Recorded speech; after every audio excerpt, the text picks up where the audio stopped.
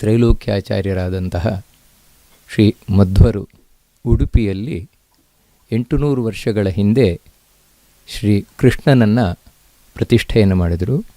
ಆ ಕೃಷ್ಣಮೂರ್ತಿಯನ್ನು ಪ್ರತಿಷ್ಠೆ ಮಾಡಿದ ಉದ್ದೇಶವನ್ನು ಶ್ರೀ ಮಧ್ವ ವಿಜಯದಲ್ಲಿ ತಿಳಿಸ್ತಾರೆ. ಸಿದ್ಧಿ ವಿಘ್ನಮುಖ ದೋಷ ಭೇಷಜಂ ಅಂತ. ಕಲಿಯುಗದಲ್ಲಿ ಯಾರು ಭಗವಂತನನ್ನು ಕುರಿತು ಸಾಧನೆಯನ್ನು ಮಾಡ್ತಾರೆ ಅವರಿಗೆ ಬರುವ ವಿಘ್ನಗಳನ್ನು ಪರಿಹಾರ ಮಾಡಲಿಕ್ಕೋಸ್ಕರ ಶ್ರೀ ಕೃಷ್ಣನ ಮೂರ್ತಿಯನ್ನು ಆಚಾರ್ಯರು ಪ್ರತಿಷ್ಠೆಯನ್ನು ಮಾಡಿದರು.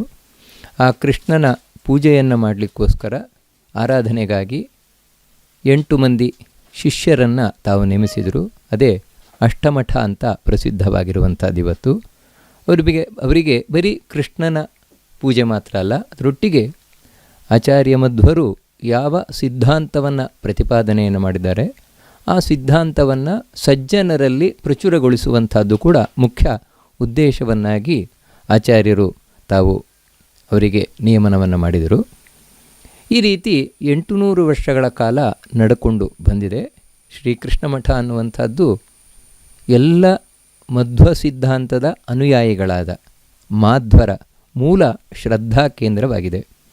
ಆದರೆ ಇತ್ತೀಚಿನ ದಿನಗಳಲ್ಲಿ ನಡೆದಂತಹ ಒಂದು ಘಟನೆ ಮನಸ್ಸಿಗೆ ತುಂಬ ನೋವನ್ನು ಉಂಟು ಮಾಡುವಂಥದ್ದು. ಎಲ್ಲ ಮಾಧ್ವರಿಗೂ ಕೂಡ, ಎಲ್ಲ ಮಧ್ವಾಚಾರ್ಯರ ಅನುಯಾಯಿಗಳಿಗೂ ಕೂಡ. ಕಾರಣ ಏನು ಅಂತ ಹೇಳಿದರೆ, ಯಾವುದೋ ಒಂದು ಕಾರ್ಯಕ್ರಮ, ಹರಿಕಥೆಯ ಕಾರ್ಯಕ್ರಮ, ಅದು ಕೂಡ ಯಾವುದೋ ಒಂದು ಹೆಣ್ಣುಮಗಳು ತಾನು ಹರಿಕಥೆಯನ್ನು ಮಾಡಬೇಕಾದ್ರೆ ಯಾವುದೋ ಒಂದು ವಿಷಯವನ್ನು ಹೇಳಿದ್ಲು, ಶಂಕರಾಚಾರ್ಯರು ಮಣಿಮಂತ ದೈತ್ಯ ಅಂತ ಹೇಳಿದ್ಲು ಅನ್ನುವ ವಿಷಯವನ್ನು ಬಹಳ ದೊಡ್ಡದು ಮಾಡಿ ಶ್ರೀಕೃಷ್ಣ ಮಠಕ್ಕೆ ಅವಮಾನ ಉಂಟಾಗುವಂತೆ, ಶ್ರೀಕೃಷ್ಣ ಮಠವನ್ನು ಪ್ರತಿಷ್ಠೆಯನ್ನು ಮಾಡಿದಂತಹ ಶ್ರೀ ಮಧ್ವಾಚಾರ್ಯರಿಗೆ ಅವಮಾನ ಆಗುವಂತೆ ಎಲ್ಲ ಕಡೆಯೂ ಕೂಡ ಪ್ರಚಾರ ಮಾಡಲ್ಪಡ್ತಿದ್ದು. ಎಲ್ರಿಗೂ ಆಶ್ಚರ್ಯ ಆಗ್ಬೋದು, ಕೃಷ್ಣ ಮಠಕ್ಕೆ ಅವಮಾನ ಆಗೋದು ಏನಿದೆ ಇದರಲ್ಲಿ, ಮಧ್ವಾಚಾರ್ಯರಿಗೆ ಅವಮಾನ ಆಗುವಂಥದ್ದು ಏನಿದೆ ಅಂತ. ವಾಸ್ತವಿಕವಾಗಿ ಈ ಘಟನೆ ಒಂದು ಹರಿಕಥೆಯ ಘಟನೆ. ಇದು ಯಾರು ಮಾಡಿದ್ದು ನೋಡಿ. ಯಾವತ್ತೂ ಕೂಡ ಯಾವುದೇ ಒಂದು ವಿಷಯ ದೊಡ್ಡ ವಿವಾದಕ್ಕೆ ಕಾರಣ ಆಗುತ್ತೆ. ಯಾವಾಗ ಅಂತ ಹೇಳಿದರೆ, ಯಾರೋ ದೊಡ್ಡ ವ್ಯಕ್ತಿಗಳು ಹೇಳಿದಾಗ. ಇವಾಗ ಯಾರೋ ದೊಡ್ಡ ಮಠಾಧೀಶರು ತಾವು ಶಂಕರರ ಬಗ್ಗೆ ನಿಂದನೀಯವಾದಂತಹ ಮಾತನಾಡಿದರು ಅಂತಿರಬಹುದು, ಅಥವಾ ಯಾರೋ ಘನ ವಿದ್ವಾಂಸರು ಶಂಕರರ ಬಗ್ಗೆ ನಿಂದನೀಯವಾದ ಮಾತನಾಡಿದರು ಅಂತಿದ್ದು ಇರಬಹುದು, ಅಥವಾ ಸಾವಿರಾರು ಜನ ಸೇರಿರುವಂತಹ ಒಂದು ಸಾರ್ವಜನಿಕ ಸಭೆಯಲ್ಲಿ ಇಂಥ ಒಂದು ನಿಂದನೀಯವಾದ ಮಾತುಗಳು ಬಂತು ಅಂತ ಹೇಳಿದರೆ ಇವೆಲ್ಲವೂ ಕೂಡ ಅವಮಾನಕ್ಕೆ ಕಾರಣ ಅಂತ ಹೇಳ್ಬೋದು. ಆದರೆ ಬಹಳ ಆಶ್ಚರ್ಯದ ವಿಷಯ ಏನು ಅಂತ ಹೇಳಿದರೆ, ಕೃಷ್ಣ ಮಠದಲ್ಲಿ ಪ್ರತಿದಿನವೂ ಕೂಡ ಈ ಕಾರ್ಯಕ್ರಮ ನಡೀತಾ ಇರ್ತದೆ. ನೀವು ಗಮನಿಸ್ಬೋದು ಈ ಕಾರ್ಯಕ್ರಮವನ್ನು ಎಷ್ಟು ಜನ ನೋಡುತ್ತಾರೆ. ಅಲ್ಲಿ ಆ ರಾಜಾಂಗಣದಲ್ಲಿರಬಹುದು ಅಥವಾ ಎಲ್ಲಿ ಇಂಥ ಕಾರ್ಯಕ್ರಮಗಳಾಗತ್ತೆ ಅಲ್ಲಿ 3 ಮತ್ತೊಂದು ಜನ ಕೂತಿರ್ತಾರೆ, ನೀವು ನೋಡಬಹುದು. ಇನ್ನು ಲೈವ್ ಟೆಲಿಕಾಸ್ಟ್ ಆಗ್ತಾ ಇರ್ತದೆ, ನೇರ ಪ್ರಸಾರ. ಅದನ್ನು ಎಷ್ಟು ಜನ ವೀಕ್ಷಿಸ್ತಾರೆ? ಅಬ್ಬಬ್ಬ ಅಂತ ಹೇಳಿದರೆ 20-30 ಜನ. ಅದರಲ್ಲೂ ಕೂಡ ಇಂತಹ ಹರಿಕಥೆ ಅಂತ ಹೇಳಿದರೆ 5ರಿಂದ 10 ಜನ. ಅದು ಇಂತಹ ಹೆಣ್ಣುಮಕ್ಕಳು ಅಂತ ಹೇಳಿದಾಗ ಎಷ್ಟು ಜನ ಲೈವನ್ನು ನೋಡ್ಬೋದು, ನೀವೇ ಲೆಕ್ಕಾಚಾರವನ್ನು ಮಾಡಿ. ಈ ರೀತಿ ಯಾರೋ ಅತ್ಯಂತ ಕಡಿಮೆ ಜನ ಭಾಗವಹಿಸುವಂತಹ, ಅಷ್ಟು ಮಾತ್ರ ಅಲ್ಲ, ಇಂಥ ಘಟನೆಗಳು ಪ್ರತಿದಿನವೂ ನಡೀತಾ ಇರ್ತದೆ, ಯಾವುದೋ ಒಂದು ಮೂಲೆಗೆ ಸೇರಿಕೊಳ್ತಾ ಇರ್ತದೆ. ಈ ರೀತಿ ಅತ್ಯಂತ ಸಣ್ಣ ಕಾರ್ಯಕ್ರಮವನ್ನು, ಅದು ಕೂಡ ಅಪ್ರಬುದ್ಧವಾದಂತಹ ಒಬ್ಬಳು ಹುಡುಗಿ, ಅವಳು ತಾನು ಹೇಳಲಿಕ್ಕೂ ಕೂಡ ಕಡೆಗೆ ಹೇಳಿಕೆಯನ್ನು ಕೊಟ್ಟಳು. ನನಗೆ ಮೂಲತಃ ಪುಸ್ತಕದಲ್ಲೇನಿತ್ತು ಅದನ್ನು ಹೇಳಿದೆ, ಈ ರೀತಿ ನಾನು ಅಪ್ರಬುದ್ಧೆ ಅನ್ನುವುದನ್ನು ಕೂಡ ಸ್ಪಷ್ಟೀಕರಣ ಮಾಡಿದ್ದಾಳೆ. ಹಾಗಿದ್ದರೂ ಕೂಡ ಅದನ್ನು ಬಹಳ ದೊಡ್ಡ ವಿವಾದವನ್ನಾಗಿ ಮಾಡಿ, ಅದಕ್ಕೆ ಮತ್ತೆ ಯಾವುದೋ ಮಠಾಧೀಶರು ಉತ್ತರವನ್ನು ಕೊಡುವುದು, ಅದಕ್ಕೆ ಇನ್ನೇನು ಸಂದರ್ಶನವನ್ನು ಮಾಡುವುದು, ಮತ್ತು ಆ ಶಂಕರರಿಗೆ ಅತ್ಯಂತ ಅವಮಾನ ಆಗಿದೆ ಎಂದು ಪ್ರತಿಬಿಂಬಿಸುವಂಥದ್ದು, ಇದೆಲ್ಲ ಯಾವ ಉದ್ದೇಶದಿಂದ? ಯಾಕಂತ ಹೇಳಿದರೆ ನಿಜವಾಗಿಯೂ ಕೂಡ ನಾವು ಸನಾತನ ಧರ್ಮವನ್ನು ಉಳಿಸ್ತೇವೆ, ಸನಾತನ ಧರ್ಮವನ್ನು ಉಳಿಸುವವರು, ಹಿಂದೂ ಧರ್ಮವನ್ನು ಉಳಿಸುವವರು ಅಂತ ಕಾಳಜಿಯನ್ನು ಹೊಂದಿದವರಾಗಿದ್ದರೆ ಇಂಥ ಒಂದು ಸಣ್ಣ ವಿಷಯವನ್ನು ಮೂಲೆಗುಂಪು ಮಾಡಬೇಕಿತ್ತು. ಆದರೆ ಆಗ ಮಾಡದೆ ಇಂಥ ಒಂದು ಸಣ್ಣ ವಿಷಯವನ್ನು ದೊಡ್ಡದನ್ನಾಗಿ ಮಾಡಿ, ಅಲ್ಲಿ ವಾಸ್ತವಿಕವಾಗಿ ಅಂತಹ ದೊಡ್ಡ ಈಗ ಅಶ್ಲೀಲವಾದ ಪದಗಳು ಬಳಸದೇ ಇದ್ದರೂ ಕೂಡ, ಅದು ಕೂಡ ಒಬ್ಬಳು ಅಪ್ರಬುದ್ಧೆ ಅದನ್ನು ಹೇಳಿದರೂ ಕೂಡ ಅದನ್ನು ದೊಡ್ಡದಾಗಿ ಯಾರೋ ದೊಡ್ಡ ವಿದ್ವಾಂಸರು ಹೇಳಿದ್ದಾರೆ, ಯಾರೋ ಮಠಾಧೀಶರು ಹೇಳಿದ್ದಾರೆ, ಎಲ್ಲೋ ಒಂದು ಸಾರ್ವಜನಿಕ ಸಭೆಯಲ್ಲಿ ನಡೆದಿದೆ ಅನ್ನುವ ರೀತಿಯಿಂದ ಪ್ರತಿಬಿಂಬಿಸಿದ್ದು ಕೃಷ್ಣ ಮಠಕ್ಕೆ ಅವಮಾನ ಮಾಡಲಿಕ್ಕಲ್ಲದೆ ಇನ್ಯಾವ ಉದ್ದೇಶದಿಂದ? ಇಲ್ಲದೇ ಇದ್ದರೆ ಒಂದು 10-20 ಜನ ನೋಡುವುದನ್ನು ಯಾರೀ ನೋಡ್ತಾರೆ? ಇದು ಯಾರೋ ಬೇಕು ಅಂತಲೇ, ನನಗಂತೂ ಕೂಡ ಇದೆನ್ನು ಗುಮಾನಿ ಅಂತ ಹೇಳಿದರೆ ಕೃಷ್ಣ ಮಠದಲ್ಲೇ ಅನ್ನವನ್ನು ಉಂಡ ಯಾರೋ ದ್ರೋಹಿಗಳೇ ಇದು ಪ್ರಾರಂಭ ಮಾಡಿದಂತಹ ಕೆಲಸ. ಇದು ಮೂರನೆಯವರು ಯಾರೂ ಅಲ್ಲ, ಕೃಷ್ಣ ಮಠದಲ್ಲೇ ಅನ್ನವನ್ನು ತಿಂದ ದ್ರೋಹಿಗಳು ಈ ಕೆಲಸವನ್ನು ಪ್ರಾರಂಭ ಮಾಡಿದರು. ಕೃಷ್ಣ ಮಠಕ್ಕೆ ಅವಮಾನ ಮಾಡಬೇಕು. ಯಾಕಂತೇಳಿದರೆ ಕೃಷ್ಣ ಮಠಕ್ಕೆ ಅವಮಾನ ಮಾಡಿದರೆ ಮೂಲತಃ ಕೃಷ್ಣ ಮಠವನ್ನು ಪ್ರತಿಷ್ಠೆ ಮಾಡಿದ, ಕೃಷ್ಣನನ್ನು ಪ್ರತಿಷ್ಠೆ ಮಾಡಿದ ಮಧ್ವಾಚಾರ್ಯರಿಗೆ ಅವಮಾನ ಆಗತ್ತೆ ಎಂಬಂತಹ ಉದ್ದೇಶದಿಂದ ಅನ್ನುವುದನ್ನು ನಾನು ತಿಳ್ಕೊಳ್ತೇನೆ. ಇಲ್ಲದೇ ಇದ್ದರೆ ಇದನ್ನು ಇಷ್ಟು ದೊಡ್ಡ ಘಟನೆಯನ್ನಾಗಿ ಮಾಡಬೇಕಾದ ಅವಶ್ಯಕತೆಯೇ ಇರಲಿಲ್ಲ. ಅಲ್ಲಿಗೆ ಮುಗೀತು. ಆದರೆ ಮುಂದಿನ ಘಟನೆ ಏನು ಅಂತೇಳಿದರೆ ಅದಕ್ಕೆ ಖಂಡನೆಗಳು ಬಂತು. ಇರಲಿ, ಖಂಡನೆಗಳು ಬರಲಿ. ಯಾಕೆ ಅಂತ ಹೇಳಿದರೆ ಯಾರಿಗೆ ಇದು ಒಪ್ಪಿತ ಆಗುವುದಿಲ್ಲ. ಯಾಕಂತೇಳಿದರೆ ಇವಾಗ ಈ ಶಂಕರರು ಮಣಿಮಂತ ದೈತ್ಯ ಅನ್ನುವಂಥದ್ದು ಯಾರು ಮಧ್ವ ಸಿದ್ಧಾಂತವನ್ನು ಅನುಸರಿಸ್ತಾರೆ ಅವರ ಅಭಿಪ್ರಾಯ. ಅವರ ಅಭಿಪ್ರಾಯವನ್ನು ಅವ್ರು ಹೇಳ್ಬೋದು. ಯಾಕಂತೇಳಿದರೆ ನನ್ನ ಅಭಿಪ್ರಾಯವನ್ನು ನಾನು ಹೇಳಲಿಕ್ಕೆ ಸ್ವತಂತ್ರ. ಅದನ್ನು ನೀವು ಒಪ್ಪಬೇಕಾಗಿಲ್ಲ. ಯಾವ ಅದ್ವೈತಿಗಳನ್ನು ಒಪ್ಪಬೇಕಾಗಿಲ್ಲ. ಆ ಅದ್ವೈತಿಗಳಿಗೆ ಒಪ್ಪಿಸ್ಲಿಕ್ಕೂ ಯಾರೂ ಹೊರಟಿಲ್ಲ ಇಲ್ಲಿ. ಇದನ್ನು ನಾವು ಮುಖ್ಯವಾಗಿ ತಿಳ್ಕೊಳ್ಬೇಕಾದದ್ದು. ಇವಾಗ ಮಣಿಮಂಜರಿ ಎನ್ನುವಂಥ ಒಂದು ಗ್ರಂಥ 800 ವರ್ಷಗಳ ಹಿಂದೆ ನಾರಾಯಣ ಪಂಡಿತಾಚಾರ್ಯರು ಎನ್ನುವರು ತಾವು ರಚನೆ ಮಾಡಿದರು. ಯಾಕಂತೇಳಿದರೆ ಅದು ಅವರ ಅಭಿಪ್ರಾಯ. ಅವರ ಅಭಿಪ್ರಾಯವನ್ನು ಅವರು ಪ್ರಕಟಪಡಿಸಿದರು ಹೊರತು ಅದನ್ನು ಯಾವುದೇ ಅದ್ವೈತಿಗಳು ಒಪ್ಪುಕೊಳ್ಳಿ ಅಂತ ಅವರು ಹೇಳಲಿಲ್ಲ. ಅದರಿಂದಾಗಿ ಇದನ್ನು ಯಾರೂ ಒಪ್ಪಬೇಕಾಗಿಲ್ಲ. ಅದ್ವೈತಿಗಳು ಖಂಡಿಸ್ಬೋದು, ಖಂಡಿಸುವಂತಹ ಅಧಿಕಾರ ಅವರಿಗಿದೆ. ಅದನ್ನು ಸ್ವಾಗತವೇ. ಯಾಕಂತೇಳಿದರೆ ನೀವು ನಿಮ್ಮ ಅಭಿಪ್ರಾಯವನ್ನು ಖಂಡಿತ ತಿಳಿಸ್ಬೋದು. ಹಾಗೆ ನಮ್ಮ ಅಭಿಪ್ರಾಯವನ್ನು ನಮಗೆ ತಿಳಿಸ್ಲಿಕ್ಕೆ ಅವಕಾಶವನ್ನು ಕೊಡಿ, ಕೇಳುವುದಷ್ಟೇ. ಯಾಕಂತೇಳಿದರೆ ಪ್ರತಿಯೊಬ್ಬರಿಗೂ ಅವರವರ ಅಭಿಪ್ರಾಯವನ್ನು ತಿಳಿಸ್ಲಿಕ್ಕೆ ಇಲ್ಲಿ ಹಕ್ಕಿದೆ ತಾನೆ, ವಾಕ್ ಸ್ವಾತಂತ್ರ್ಯ ಇದೆ ತಾನೆ. ಆ ರೀತಿ ಹೇಳುವುದಷ್ಟೇ ಇಲ್ಲಿ. ಅದರಿಂದಾಗಿ ಯಾರು ಮಧ್ವ ಸಿದ್ಧಾಂತವನ್ನು ಅನುಸರಣೆಯನ್ನು ಮಾಡ್ತಾರೆ ಅವರು ಶಂಕರರನ್ನು ದೊಡ್ಡವರು ಅಂತ ಏನು ಒಪ್ಪುವುದಿಲ್ಲ. ಇದು ಒಂದು ವಿಷಯ. ಆದರೆ ನಂತರ ಏನು ಅಂತೇಳಿದರೆ ಈ ಘಟನೆಗೆ ಸಂಬಂಧಪಟ್ಟ ಹಾಗೆ ಕೃಷ್ಣ ಮಠದಲ್ಲಿ ಇವತ್ತು ಯಾರು ತಾವು ಆಡಳಿತವನ್ನು ನಡೆಸ್ತಾ ಇದ್ದಾರೆ, ಶಿರೂರು ಪರ್ಯಾಯ, ಅದಕ್ಕೆ ಸಂಬಂಧಪಟ್ಟಂತಹ ಆಡಳಿತ ಮಂಡಳಿ ಅವರು ಸ್ಪಷ್ಟೀಕರಣವನ್ನು ಇಲ್ಲ ಇದರಿಂದ ವಿಷಾದವನ್ನು ವ್ಯಕ್ತಪಡಿಸಿ ತಾವೇನು ಪತ್ರಿಕೆಯ ಹೇಳಿಕೆಗಳು ಮುಂತಾದವುಗಳನ್ನೆಲ್ಲ ಕೊಟ್ಟರು. ವಾಸ್ತವಿಕವಾಗಿ ಮಧ್ವಾಚಾರ್ಯರು ಯಾವ ಮೂಲ ಉದ್ದೇಶದಿಂದ ಕೃಷ್ಣನನ್ನು ಪ್ರತಿಷ್ಠೆಯನ್ನು ಮಾಡಿದರು ಅಂದರೆ ಸಜ್ಜನರೇ ಬರುವ ವಿಘ್ನವನ್ನು ಪರಿಹಾರ ಮಾಡಬೇಕು, ಹಾಗೆಯೇ ತಾವು ಪ್ರತಿಪಾದನೆ ಮಾಡಿದ ಸಿದ್ಧಾಂತ ಏನಿದೆ ಅದು ಬೆಳಕಿಗೆ ಬರಬೇಕು ಎನ್ನುವ ಉದ್ದೇಶದಿಂದ ಅದನ್ನು ಸಮರ್ಥಿಸಬೇಕಾದಂತಹ, ಯಾಕಂತೇಳಿದರೆ ಅದರಲ್ಲೇ ಸೇರಿದ ಒಂದು ಅಂಗ ಯಾರು ಆ ಹುಡುಗಿ ತಾನು ಹರಿಕಥೆಯಲ್ಲಿ ಏನು ಪ್ರತಿಪಾದನೆಯನ್ನು ಮಾಡಿದ್ಲು ಅಂಥ ವಿಷಯ. ಅದನ್ನು ಆ ಶಿರೂರು ಮಠದ ಏನು ಆಡಳಿತ ಮಂಡಳಿ ಅದಕ್ಕೆ ಸಂಬಂಧಪಟ್ಟವರು ಸಮರ್ಥನೆ ಮಾಡದೇ ಇದ್ದರೂ ಕೂಡ ಸ್ಪಷ್ಟೀಕರಣವನ್ನು ಕೊಟ್ಟರು. ಯಾಕಂತೇಳಿದರೆ ಅವರಿಗೆ ಈ ವಿವಾದದಿಂದ ಹೊರಗೆ ಬರಬೇಕಿತ್ತು.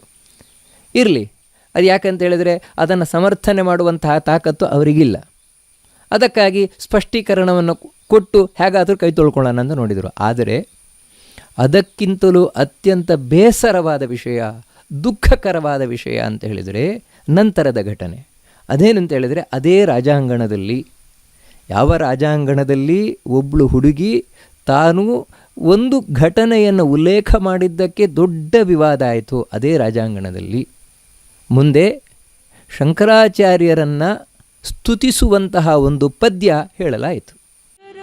ಶಂಕರಾಚಾರ್ಯಂ ಕೇಶವಂ ಬಾದರಾಯಣಂ ಸೂತ್ರಭಾಷ್ಯಕೃತೌ ವಂದೇ ಭಗವಂತೌ ಪುನಃ ಪುನಃ ಶಂಕರಂ ಶಂಕರಾಚಾರ್ಯಂ ಕೇಶವಂ ಬಾದರಾಯಣಂ ಸೂತ್ರಭಾಷ್ಯಕೃತೌ ವಂದೇ ಭಗವಂತೌ ಪುನಃ ಪುನಃ ಶ್ರುತಿ ಸ್ಮೃತಿ.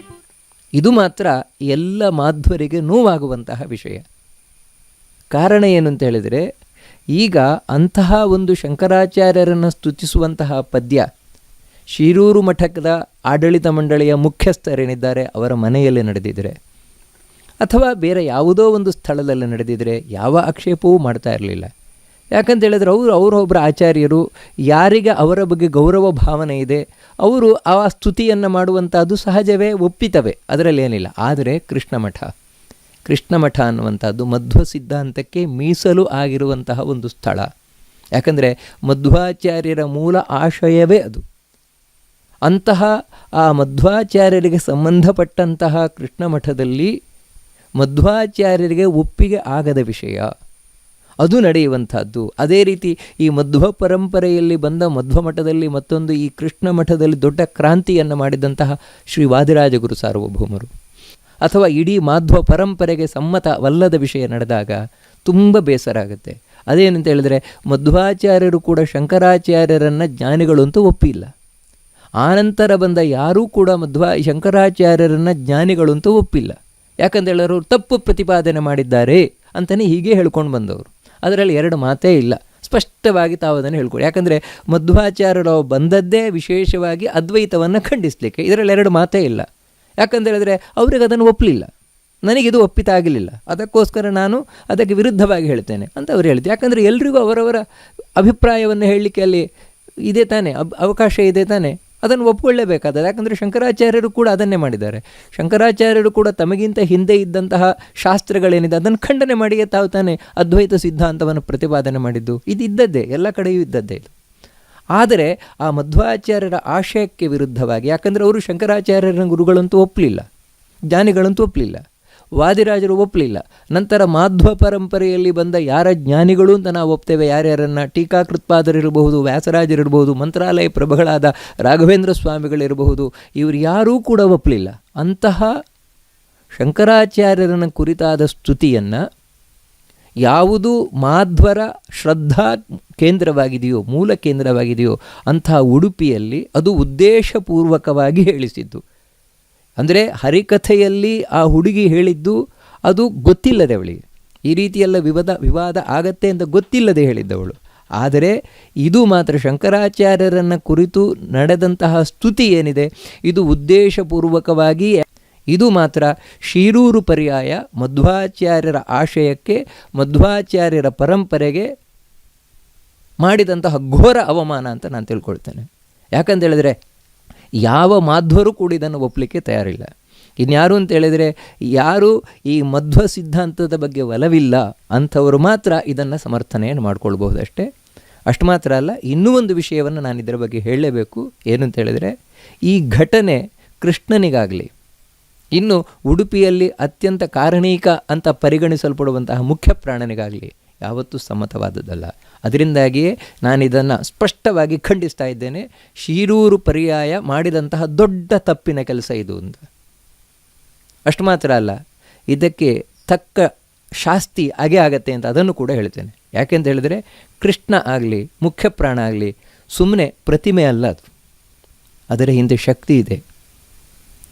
ಕೃಷ್ಣನಾಗಲಿ ಹಾಗೂ ಮುಖ್ಯ ಪ್ರಾಣನಾಗಲಿ ಸುಮ್ಮನೆ ಕೂತಿರೋಲ್ಲ, ಅದಕ್ಕೆ ಉತ್ತರವನ್ನು ಕೊಟ್ಟೇ ಕೊಡ್ತಾರೆ. ಇದಕ್ಕೆ ನಿಮಗೊಂದು ಘಟನೆಯನ್ನು ನಾನು ಉಲ್ಲೇಖವನ್ನು ಮಾಡಬೇಕು.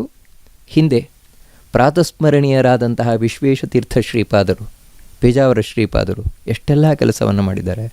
ಆದರೆ ತಮ್ಮ ಪರ್ಯಾಯದಲ್ಲಿ, ಪೇಜಾವರ ಪರ್ಯಾಯದಲ್ಲಿ, ಪಂಚಮ ಪರ್ಯಾಯದಲ್ಲಿ ಒಂದು ತಪ್ಪು ಕೆಲಸವನ್ನು ಮಾಡಿದರು.